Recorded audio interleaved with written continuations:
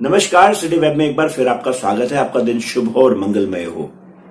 मां जैसा दुनिया में कोई भी नहीं है। जी हां, आज की कहानी का विषय यही है, मां।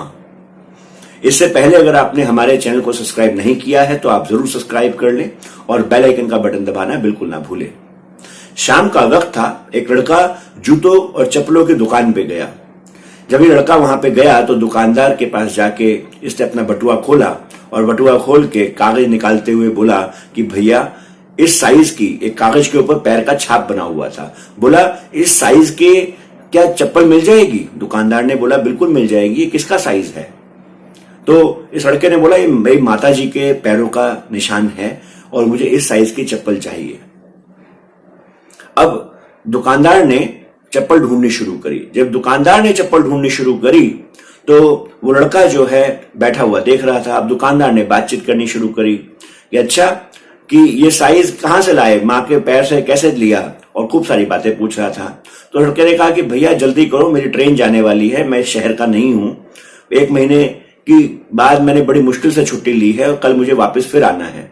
मैं पास के ही गांव में रहता हूं जो शहर के नजदीक में है, और मुझे बस चप्पल दे दो, जितनी जल्दी दे सको उतनी जल्दी दे दो। तो दुकानदार ने चप्पल ढूंढ के दे दी और बोला, ये 800 रुपए की है। अब दुकानदार की जिज्ञासा थी कि वो जानना चाहता था कि ये चप्पल का क्या माजरा है, कि ये पैर का छाप लेके आया, मां को क्यों नहीं लेके आया? उसने बोला, मां को क्यों नहीं लेके आए? तो बोला, जी मेरी मां ने पूरी जिंदगी मजदूरी करके और मुझे पढ़ाया लिखाया है, और उन्होंने कभी जिंदगी में चप्पल नहीं पहनी। खूब मजदूरी करी, तसले ढोती थी और तसले ढो ढो के मुझे पढ़ाया है। ये मेरी जिंदगी की पहली कमाई है, पहली तनख्वाह है। 12,000 रुपए मैं कमाता हूं, जिसमें से 8,000 मेरे खर्च हो जाते हैं। बचे हुए पैसों में से मैं चाहता हूं सबसे पहले मां के पैरों में चप्पल पहनाऊं। उन्होंने सालों हो गए कभी चप्पल नहीं पहनी। यह बात सुन के दुकानदार हैरान हो गया कि धन्य है ऐसी मां। उसके बाद जब दुकानदार ने इसको डब्बा पैक करके दिया तो अंदर से जब दुकानदार आया तो वो 2 डब्बे लेके आया और उसने बोला कि मां को एक नहीं, उनको बोलना कि आपका एक बेटा और है और दूसरी मेरी तरफ से भी एक चप्पल का जोड़ा देना। बोलना अगर वो टूट जाए तो दूसरी पहने और बारी बारी बदल बदल के पहने। ये बात सुन के वो लड़का बड़ा हैरान हुआ। बोला, आप मुझे ये क्यों दे रहे हैं? बोला, क्योंकि मेरी मां नहीं है और मेरी मां ने भी मुझे बहुत मेहनत से पाला पोसा है, तो मैं मां की अहमियत को जानता हूं और मुझे बड़ी खुशी है कि तुम भी मां की अहमियत को जानते हो। जी हां, मां जैसा दुनिया में कोई नहीं। वो लड़का दोनों जोड़ी चप्पल को लेके चला गया और बहुत धन्यवाद दिया, और इस इंसान ने उससे बोला कि जाने से पहले कि ये जो कागज का टुकड़ा है ये बस मुझे दे दो। अब ये कागज का टुकड़ा जब वो चला गया उसने अपनी तिजोरी में रख लिया। ऐसा जब वो कागज का टुकड़ा रख रहा था तो दुकानदार के लड़के ने देख लिया। उसने बोला, ये आप क्या कर रहे हैं? ये तो कागज का टुकड़ा है, इसको फेंक दीजिए।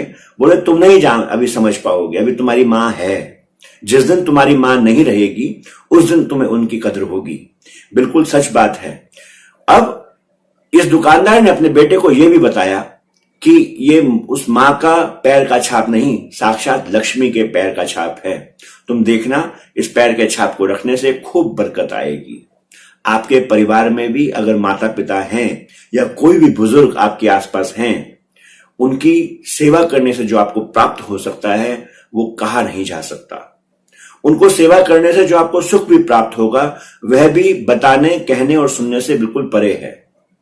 सेवा करने के लिए या निस्वार्थ सेवा करने के लिए हमें किसी पर्टिकुलर किसी जगह पे जाने की जरूरत नहीं है। शुरुआत में जा सकते हैं जिससे हमारी आदत डेवलप हो जाए, हैबिट डेवलप हो जाए, पर जहां कहीं सेवा का मौका मिले वह सेवा हमारे को निस्वार्थ भाव से करनी चाहिए। यही किसी भी सेवा का उद्देश्य है।